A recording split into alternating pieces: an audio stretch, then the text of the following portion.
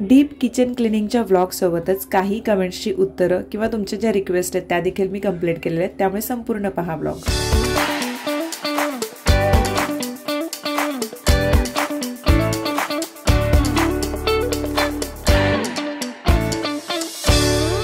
नमस्कार, मी धनश्री हाऊस क्वीनमध्ये तुमचं खूप सारं स्वागत करते. आजचा दिवस तुम्हाला खूप छान आनंदात जाऊ दे, तुमच्या मनातल्या सगळ्या चांगल्या इच्छा पूर्ण देत. आज सकाळ खूप छान झालेलं आहे, कारण डिरेक्टली ऊन वगैरे दिसते. कारण दररोज असं होतं ना, खूप अंधार असल्यासारखं वाटतं इथे, म्हणजे स्टार्टिंगला सकाळी, कारण ऊन थोडं कमी पडतं. पण आज लख्ख आहे अगदी, त्यामुळे आजचा दिवस खूप चांगला आहे.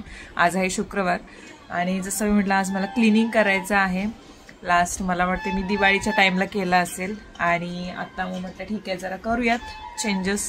क्लीन सगळं करून टाकूयात, कारण किचन क्लीन असेल तर किचनमध्ये जायची मजाच वेगळी असते. सो डीप क्लिनिंग करायचं आहे, यासाठी मला ताई मदत करणार आहेत आणि त्या आत्ता घरी गेल्यात त्यांच्या, त्या येतील थोड्या वेळानं. आल्या की मग आम्ही दोघी आवरून घेऊ, भांडी वगैरे करायचं. बाकी जोपर्यंत मी स्टार्टिंग तरी करते.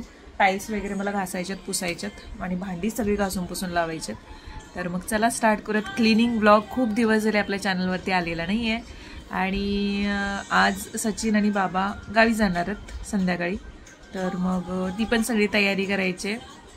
चला. सगळ्यात तर आधी ही जी भांडी आहेत ना, तुम्हाला असं वाटत असेल धनश्रीचं किचन किती छोटंसं आहे, पण इतकी भांडी कशी. उपासना मी लावलं आहे, रामचरितमानस लावलं आहे आणि ते ऐकत मी ही सगळी कामं करते.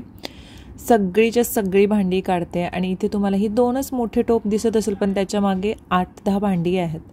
आणि छोटंसं किचन मी कसं आवरते हे आज मी दाखवते.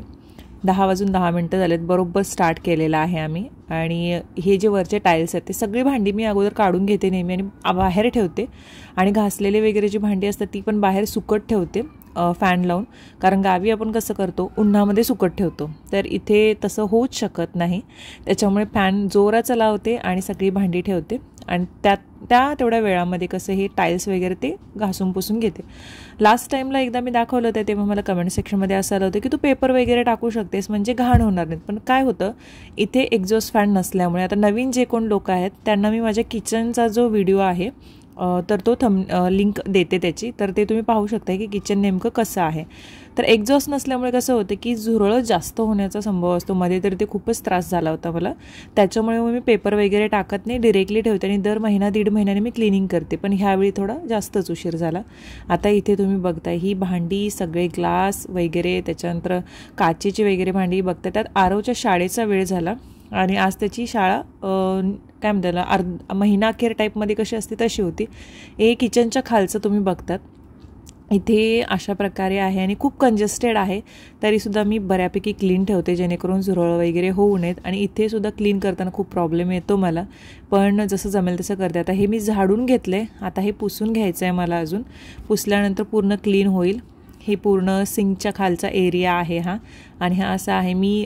जेव्हा मी हे घर रिनोव्हेट करत होते तेव्हा खूप विचार करून केलं होतं सगळ्या गोष्टी. म्हणजे वास्तुशास्त्राला मी मानते, मला जसे बदल हवे होते तसे मी तिथे करून घेतले होते. किचन पहिलं असं नव्हतं, किचन वेगळं होतं.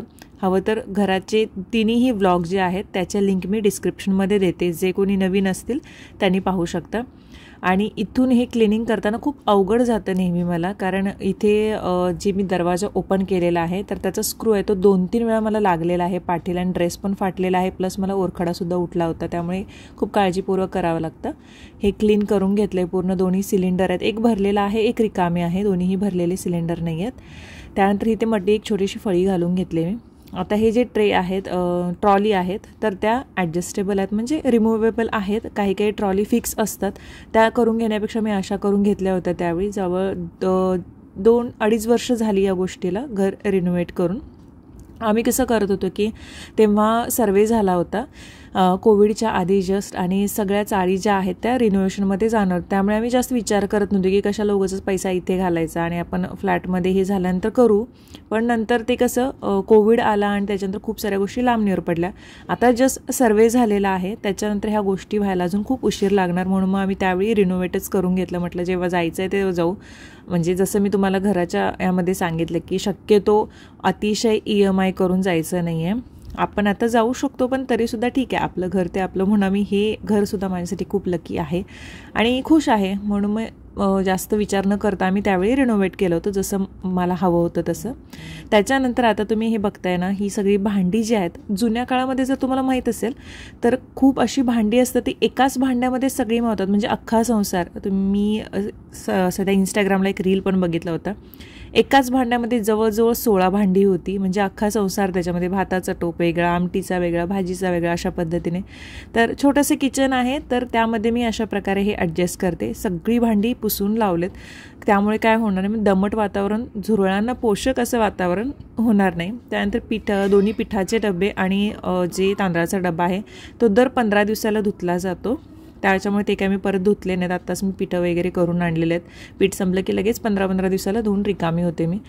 त्यानंतर ही सगळी भांडी ताईंनी मला धुवून दिली होती, त्यांनी त्यामध्ये मला मदत केली. त्यानंतर त्या घरी गेल्या. त्यानंतर 10 ते 12मध्ये हे काम झालं. 12 वाजल्यानंतर जे हे माझं काम सुरू होतं, सगळं भांडी पुसून वगैरे लावणे, एक्स्ट्राची जी भांडी आहेत म्हणजे वाट्या वगैरे, तर मी काय केलं, साईडला तुम्हाला एक मोठा डब्बा दिसतोय, तर त्या डब्यामध्ये मी टाकलेत. मध्येच मी काय केलं की मोबाईलवरती गाणी लावली, कारण एकटीला करायला कामं खूप कंटाळा येतो, सोबतीला कोण असेल तर बोलत बोलत वेळ जातो. म्हणून मी माझा जो मोबाईल आहे तो बाजूला ठेवला. मोबाईलमध्ये एकदा लक्ष गेले की कामामध्ये पूर्ण प्रॉब्लेम येऊन जातो.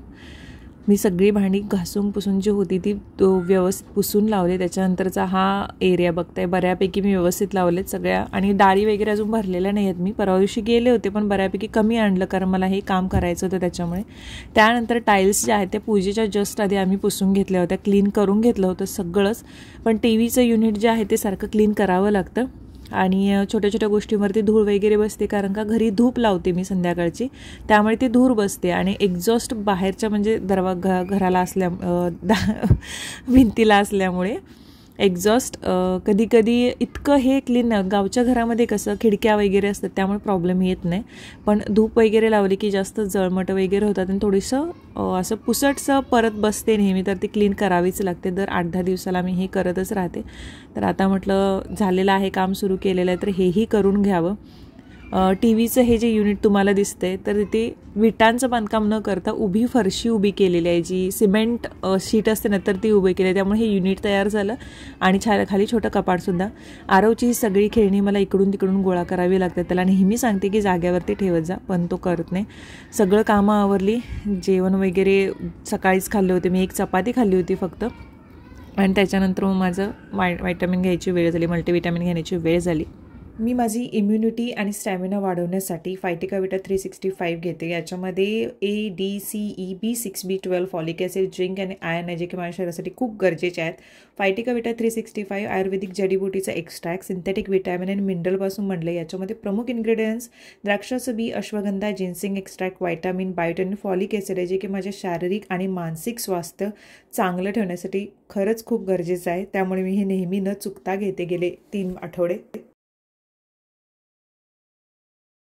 प्रॉपर रिझल्टसाठी मला 60 डेज घ्यायला सांगितलेलं आहे, पण 3 आठवड्यामध्ये मला प्रॉपर रिझल्ट मिळालेला, म्हणजे बऱ्यापैकी माझी एनर्जी मला सेव्ह झाल्यासारखी वाटते. म्हणजे जास्त थकावट वगैरे इतकी दिसून येत नाही, पण बघू, अजून आहेत 1 महिनाभर, त्याच्यानंतर पण कळेल. बरोबर आज म्हटलं तर सकाळी मी 10 वाजल्यापासून स्टार्ट केलं होतं, 4 वाजले, म्हणजे 6 तास पूर्ण क्लिनिंग, सगळ्या गोष्टी, भांडी बघितलं तुम्ही किती होतं. आणि खूप आपण लेडीज अशाच आहोत की स्वतःकडे लक्ष देत नाही. आणि हेच करताना माझं काय होतं की एवढी सगळी कामं लागली आणि अचानक कधी कधी आता 1-2 महिन्यातून आपण क्लिनिंग करतोच ते, आणि बाकीची दररोजची कामं असतं, तर नेहमी काय व्हायला लागलं, आपण नेहमीच आपलं काम असते की चला, आणि मुलांचं खाण्यापिण्यापासून त्यांच्या अभ्यासापर्यंत आपल्यालाच बघावं लागतं. घरात सकाळ संध्याकाळ काय जेवण करायचं आपल्याला बघायचं आहे, मंथली क्लिनिंग रुटीन, त्याच्यानंतर आपलं लॉन्ड्रीचं, त्याच्यानंतर घरातले सगळे काम. आणि हे करता करता मला तरी मध्यंतरी इतका थकवा वगैरे यायला लागला की चिडचिड व्हायला लागले. म्हणजे संध्याकाळ होता होता एवढी चिडचिड आणि एवढं हे वाटायला लागलं की नेमकं काय प्रॉब्लेम. मग जेव्हा फॅमिली डॉक्टरना विचारलं तेव्हा त्यांनी काही टेस्ट पण करायला लावलं, त्याच्यामध्ये मिनरल्स, विटामिन्स याची सगळी कमी हे जाणवून आलं. आता हेच कोणी ना कोणी प्रत्येक जणी आपापल्या फॅमिली डॉक्टरना विचारून काही ना काहीतरी असे जे विटामिन्सच्या टॅबलेट वगैरे ते घेतच असेल. तर हे जे मी घेते तर हे कसं आहे की स्त्री पुरुष दोन्ही घेऊ शकतात, म्हणजे 1 टॅबलेट किंवा 2 टॅबलेट जेवणानंतर आहेत त्या घेणं. आणि 365 विटाका आहे, कारण ह्याच्यामध्ये सगळेच हे घटक आहेत म्हणून मी हे चूज केलं. कारण डॉक्टरांनी मला 3-4 ऑप्शन दिलेले होते मल्टीविटॅमिन्समध्ये. मग मी असं म्हटलं की जे मला असं खाताना वास नाही लागणार तशा द्या, कारण मला गोळ्या खायचा म्हणजे खूप जीवावर येतं त्याच्यामुळे. मग ठीक आहे म्हटले, कारण अगोदर एक गोळी होती मी घ्यायची तर ते इथे गेल्यानंतर इतका वास यायचा त्याचा, तर ते उलटी करून काढावी अशी वाटायची. तरी मला सगळेच घटक मिळतात, म्हणजे डेली डाएटमध्ये आपण त्या गोष्टी मिळू शकत नाहीत आपल्याला कंटिन्युअसली. म्हणजे एकाच डाएटमध्ये आता सकाळी फक्त एक चपाती खाल्ली जाते माझ्याकडून, किंवा थोडासाच भात खाल्ला जातो, संध्याकाळी एक भाकरीच खाल्ली जाते, एवढंच होतं. जास्त जेवणच जात नाही मला, त्याच्यातून सगळेच घटक मिळत नाहीत आणि त्यामुळे आपल्या बॉडी पार्टला तो प्रॉब्लेम होतो. तर म्हणून त्याच्यासाठी मला हे सुरू करावं लागलं आणि बऱ्यापैकी फायदा दिसून आला, एनर्जेटिक राहू शकते मी त्यामुळे. तर मग तुम्ही सुद्धा, आता हे मी घेते, याचे डिटेल्स तरी मी देईन, पण तुम्हाला जर घ्यायचं असेल, आता हे मला सूट झालेलं म्हटल्यानंतर तुम्हाला जर घ्यायचं असेल तर तुम्ही तुमच्या आणि जे फॅमिली डॉक्टर असतील त्यांना विचारा की तुम्ही हे कंझ्युम करू शकता का, नाहीतर मग ऑल्टरनेट याच्यासाठी दुसऱ्या गोष्टी असतात त्याही तुम्ही घेऊ शकता. पण स्वतःची काळजी घ्या. व्हायटामिन्स घेणं किंवा मल्टीविटॅमिन घेणं खूप गरजेचं ठरलंय सध्या. मी पहिला लक्ष द्यायचे नाही, म्हटलं नाही फळं खाऊयात, हे खाऊयात, ते का तर सगळं मिळेल, पण आता तेवढे घटक प्युअर नाही जसे अगोदर होते, त्याच्यामुळे ते सप्लिमेंटरी घ्यायची गरज मला पडली. कुणालाही ती पडू नये हीच माझी अपेक्षा आहे. पण जर असं होत असेल, त्रास थकान आपलं धकाधकीचं जीवन असेल, तर स्वतःच्या हेल्थकडे पण लक्ष द्या आणि डॉक्टरांच्याकडे जाऊन तुम्ही चांगलं चेकअप वगैरे करून तुम्हाला ज्या गोष्टी डॉक्टर सांगतील तर त्या नक्की स्वतःवरती अप्लाय करा. तर माझं तर मी शेअर केलं, कारण तू एनर्जेटिक नेहमी कशी असतेस, तर एनर्जेटिक आता जेवढी कामं केली दिवस 6 तास पूर्ण, ही खूप चेष्टेचं काम नाही आहे. आपण म्हणतो हाऊस होल्ड किंवा हाऊस वर्क जे करतात ते खूप कमी आपण गोष्टी करतो, पण ते एवढं सोपं नाही आहे घर सांभाळणं किंवा घरच्या गोष्टी करणं. आणि घर सांभाळून वर्किंग वुमन ज्या बाहेर जाऊन काम करतात, ठीक आहे आम्ही तरी घरातून करतो, बऱ्यापैकी रेस्ट म्हणजे पाहिजे तेव्हा रेस्ट तरी मिळू शकते, पण त्या बाहेर जाऊन काम करतात त्यांना तरी सॅल्यूट आहे. म्हणजे ट्रॅव्हलिंग करणं, मला एक दिवस ट्रॅव्हल केलं तर त्रास होतो, कारण ती सवय नाही आहे बॉडीला. पण दररोज लेडीज ट्रॅव्हलिंग करतात, घरी येतात, घरचं काम करतात, यामध्ये त्यांची कुठेतरी झीज शरीराची होत राहते. तर अशा वेळी तुम्ही प्लीज सगळ्या ज्या आहोत स्वतःच्या तब्येतीकडे लक्ष द्या, वेळच्या वेळी चेकअप वगैरे करत राहा. तुमचे जे काही कमी वगैरे असतील शरीरामधले तर त्याच्यासाठी मल्टीविटॅमिन्स घ्या, चांगल्या डॉक्टरांना दाखवा. ओके, आता आज चाललेत बाबा आणि सचिन राव गावी आणि 7:30ला त्यांची बस आहे. तर मग डब्यांचं वगैरे तयारी करायचं, तर बाबांना थोडा खाऊ पाहिजे. अगोदर मी आणलं होतं पण अजून त्यांनी थोडंसं सांगितलं, तर ते आता बाजारात जाऊन मी घेऊन येते. आणि तुम्हाला एक साडीचा ड्रेस दाखवते जो मी मगाशी कपाट नीट करताना मी म्हटलं की ही साडी तुम्ही खूप पहिल्यांदा, म्हणजे अगदी जुनी साडी होती ती, आणि त्याला लागला होता डाग, तो पण पदर आला. आणि नेहमी तरी पण मी ती ठेवली होती तशीच की नाही काहीच नाही करायचं, अजिबात साडी वगैरे फाडायची नाही, काय नाही. पण ते जवळजवळ 1.5 महिन्याच्या अगोदर मी दिलं होतं टेलरांच्याकडे शिवायला. त्याच्यानंतर मला लगेच मिळाला होता तो ड्रेस आणि मी तसाच ठेवला, तो तुम्हाला दाखवलेलाच नाहीये आणि तो मी दाखवते तुम्हाला. आधी घेऊन येते, हे घेऊन येते अगोदर जाऊन, जे खायला प्यायला बाबांनी सांगितलेलं तर ते जाऊन अगोदर घेऊन येते.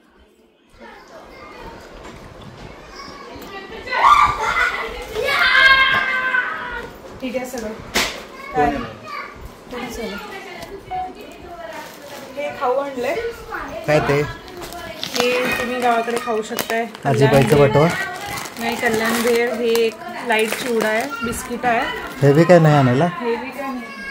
आणि हे फरसाण आणि हे काय मका चिवडा बाबांना पाहिजे होता, तो आहे. सगळं झालं याच्यामध्ये. साडीचं चांगलं आहे.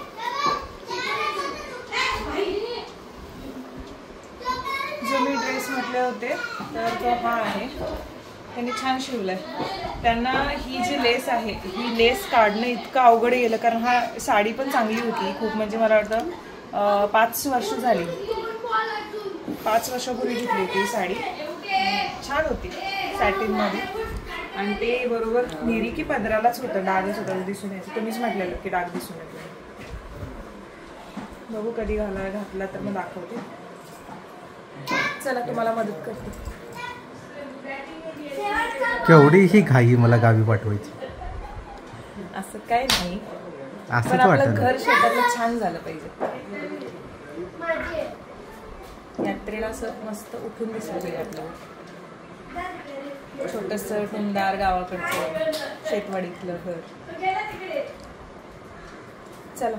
त्यानंतर ह्यांची बॅग वगैरे आवरली, जेवण वगैरे आवरलं, दोघांनाही जेवण दिलं, डबा दिला. त्याच्यानंतर आरवचा मी जो प्रोजेक्ट आहे तो करायला मदत केली होती आणि थोडीशी त्याला सुरुवात करून दिली. त्यानंतर तो तयार करायला घेतला त्याचा प्रोजेक्ट.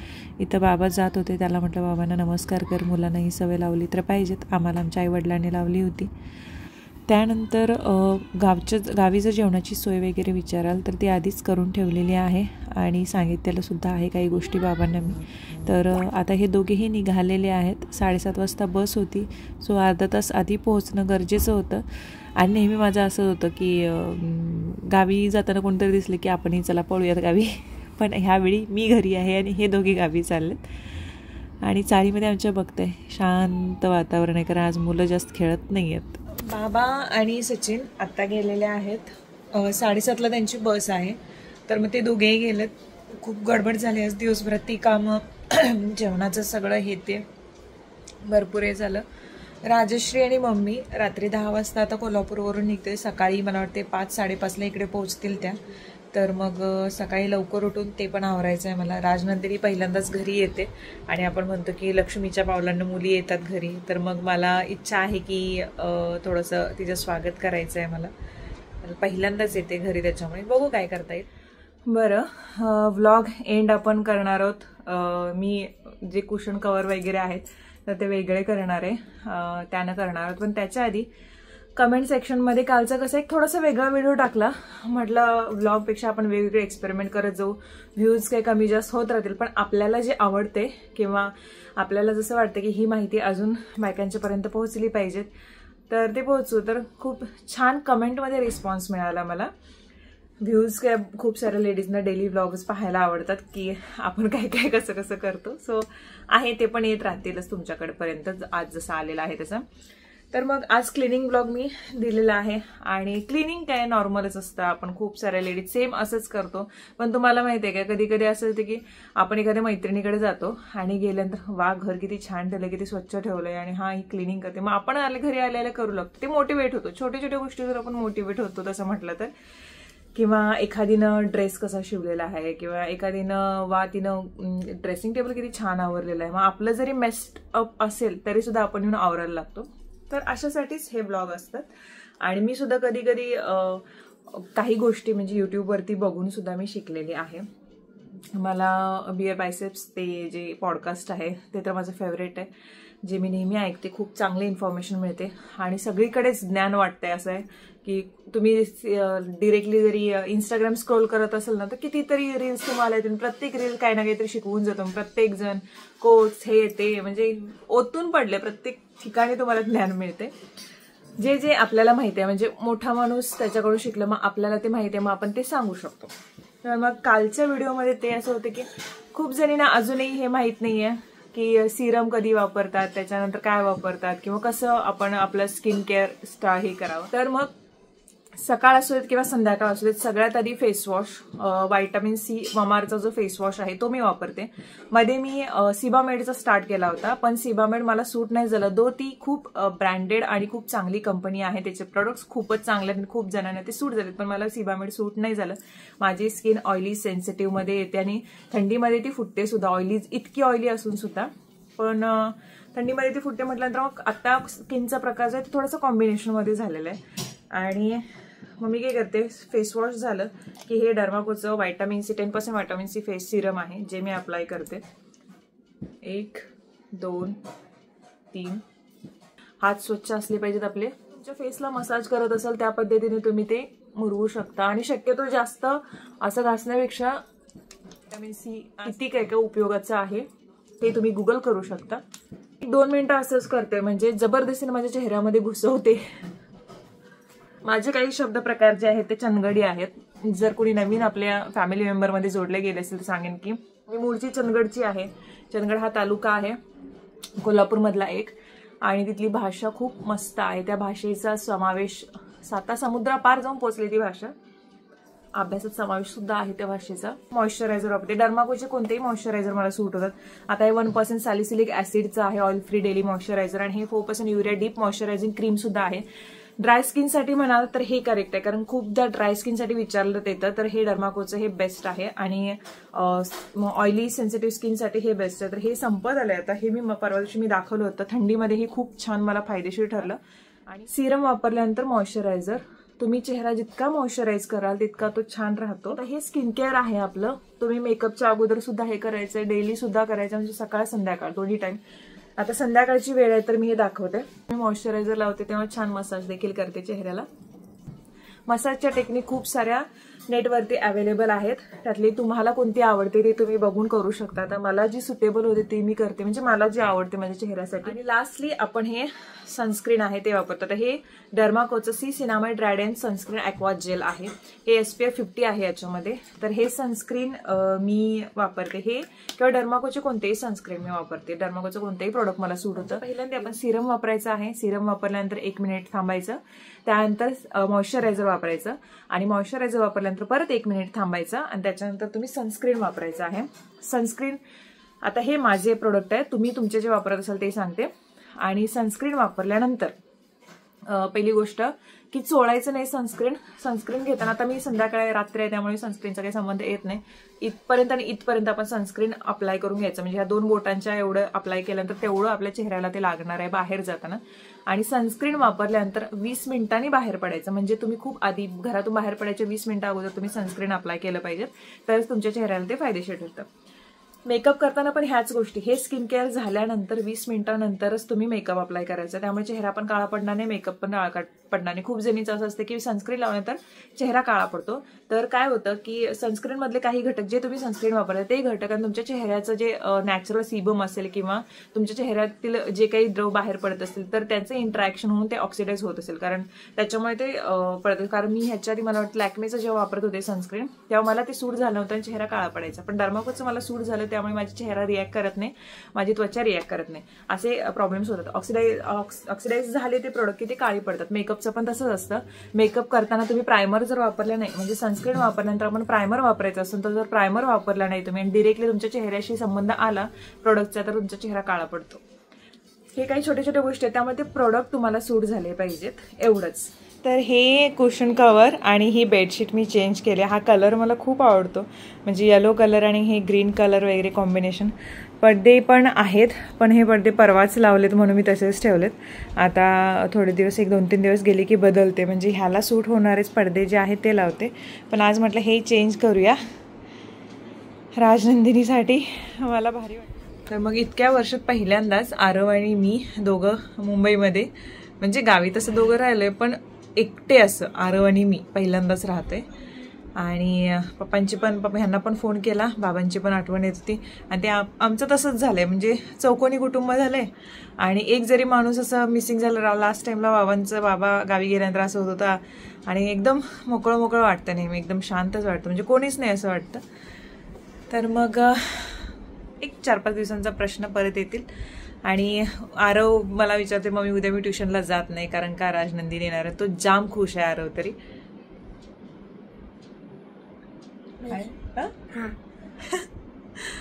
ओके, चला तर मग उद्या आपण भेटू. आणि आजचा व्हिडिओ आवडला असेल तर प्लीज लाईक, शेअर आणि सबस्क्राईब करायला विसरू नका. कमेंट सेक्शनमध्ये तुमचं प्रेम येऊ द्या, कमेंट्स देखील करा. चला तर मग बाय बाय. आरव बाय कर.